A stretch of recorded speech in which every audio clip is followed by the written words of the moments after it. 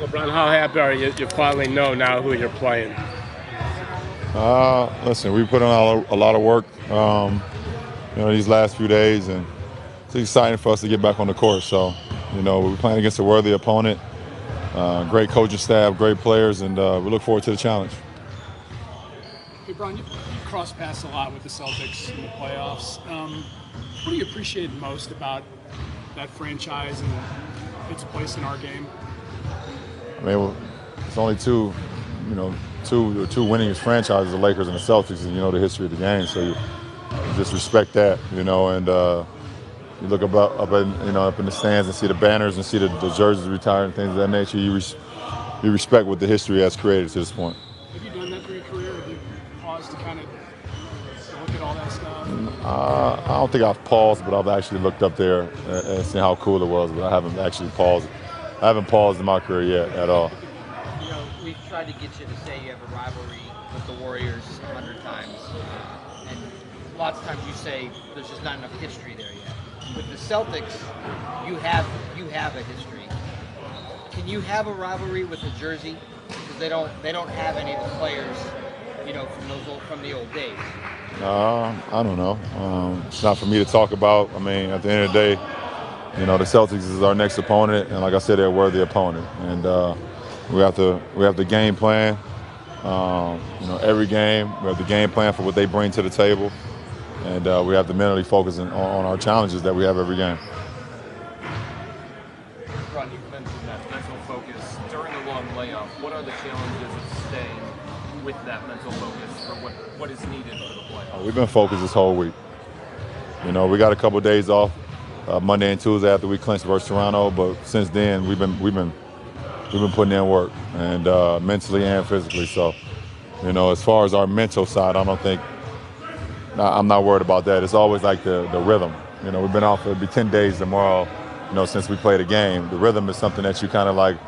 See if we still have it. But as far as the mental side, we're focused. Is starting on the road a good thing then, along those lines? And does that help sharpen that focus? It doesn't matter. It's playoffs. It doesn't matter if you're starting at home or on the road. You should be focused. And if not, you shouldn't be a part of the playoffs anyways.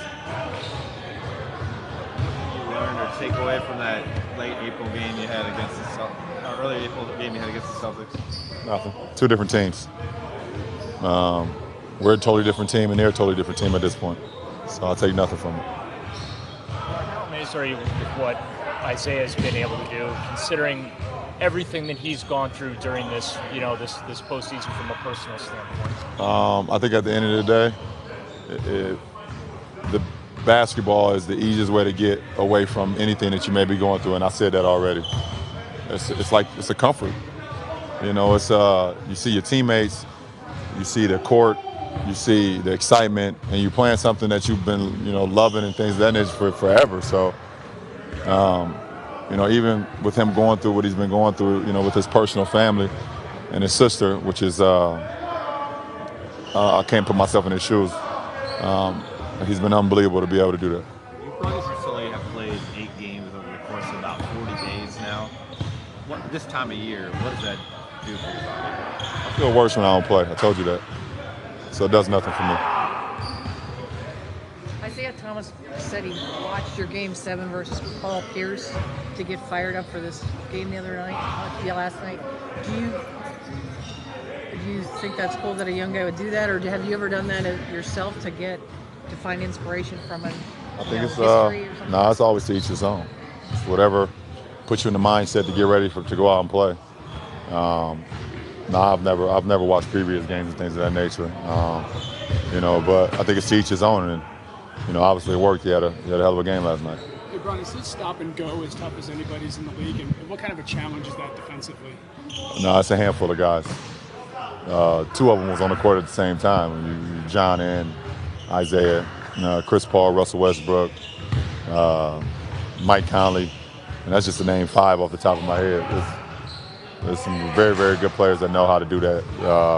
So it's going to be very challenging for us defensively, but it should be. It's the postseason, and we shouldn't want it no other way. Olynyk has a history with you guys. Last series, he had the thing with Oubre. Do you think he's a dirty player? I'm not about storylines. We just come to play basketball. You guys trying to create storylines. I'm not for it. The only storyline is Celtics versus Cavs and who can win this series.